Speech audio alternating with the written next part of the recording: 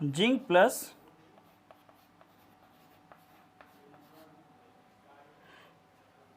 Sulphuric acid जो मिलके बनाता है zinc sulphate plus H2। H2 क्या है? गैस है। ये क्या है? सॉलिड है। यहाँ पे क्या है? लिक्विड है। और ये सॉलिड है। इसको हम कहते हैं जिंक, इसको सल्फ्यूरिक एसिड,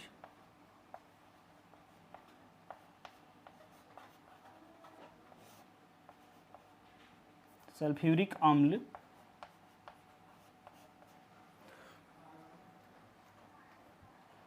और ये जिंक सल्फेट,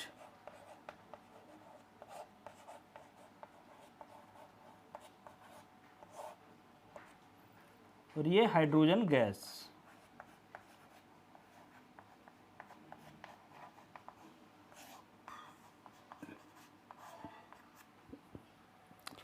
तो इस एग्जाम्पल में आप देख सकते हैं कि जिंक और सल्फ्यूरिक एसिड या अम्ल को, सल्फ्यूरिक अम्ल को जब एक साथ मिलाते हैं, इनका रिएक्शन होता है, अभिक्रिया होती है इनके बीच में, तो हमारा प्रोडक्ट जो बनता है, ये उत्पाद जो बनता है, जिंक सल्फेट और H2 है जो गैस का फॉर्म है, और जिंक सल्फेट है ये सॉलिड है, और जिंक है ये भी सॉलिड है, ये लिक्विड है।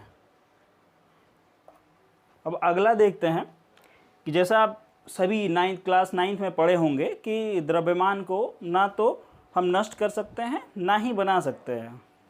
तो इस हिसाब से देखा जाए, इस सिद्धांत के हिसाब से, तो जो हम समीकरण लिख रहे हैं, मतलब ये हुआ कि जो भी यहाँ पे कंपोनेंट हैं या जो भी पदार्थ हैं, इनमें से किसी का लॉस नहीं होगा, किसी का नुकसान नहीं होगा, ना ही किसी का द्रव्यमान बढ़ेगा ना ही घटेगा।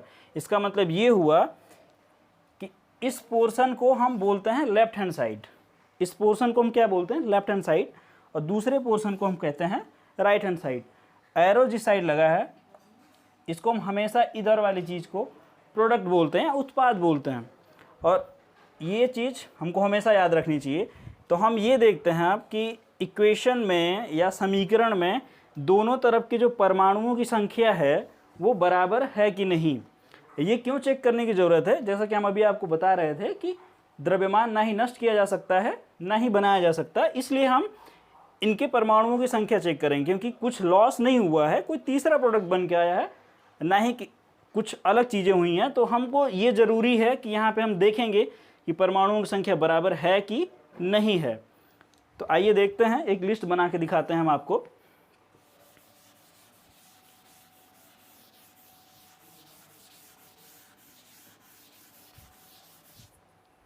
इस इक्वेशन को हम फिर से लिख देते हैं ताकि आपको समझने में आसानी हो।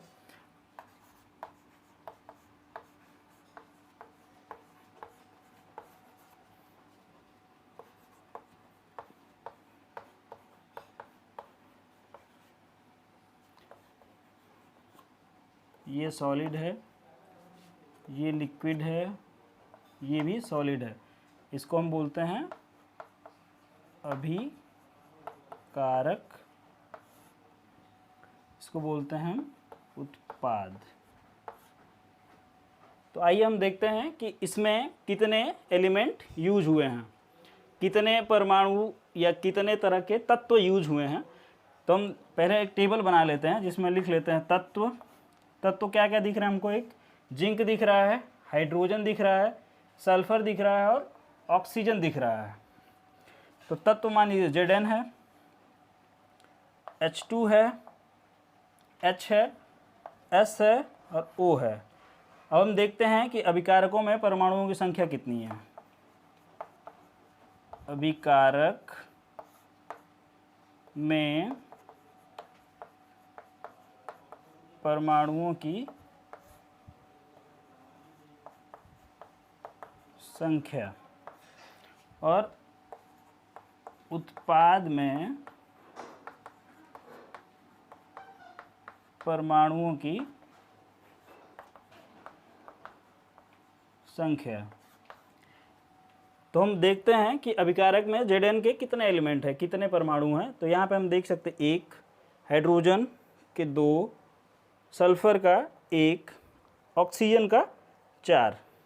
और इसी तरह हम उत्पाद में भी देख लेते हैं कि इधर कितने एलिमेंट हैं, कितने परमाणुओं की संख्या है। तो हम देख सकते हैं Zn का यहाँ भी एक ही है, सल्फ़र का, हाइड्रोजन का यहाँ पे 2 है, सल्फ़र का 1 है, ऑक्सीजन का 4 है। इसमें हम देख सकते हैं कि दोनों तरफ अभिकारक और उत्पाद में, अभिकारक और उत्पाद दोनों तरफ परमाणुओं की जो संख्या है बराबर है। इसका मतलब कि लेफ्ट हैंड साइड और राइट हैंड साइड में परमाणुओं की संख्या बराबर है। इस हिसाब से हम ये कह सकते हैं कि ये समीकरण संतुलित है। संतुलित मतलब इसमें कुछ मिस नहीं हुआ है, जितना इधर यूज हुआ है उतना ही इधर बाय प्रोडक्ट बन के आ रहा है। आगे हम एग्जाम्पल देख लेते हैं कि कैसे किसी समीकरण को संतुलित करते हैं और संतुलित करने की ज़रूरत क्यों पड़ती है। संतुलित करने की ज़रूरत इसलिए पड़ती है कि थोड़ी देर पहले ही हमने आपको बताया कि द्रव्यमान ना ही तो नष्ट किया जा सकता है, ना ही क्रिएट किया जा सकता है या बनाया जा सकता है, ना ही विनाश हो सकता है, ना ही बनता है। तो इस हिसाब से, इस कॉन्सेप्ट के हिसाब से हमको दोनों तरफ लेफ्ट हैंड साइड और राइट हैंड साइड किसी भी तत्व के परमाणुओं की संख्या बराबर रहनी चाहिए।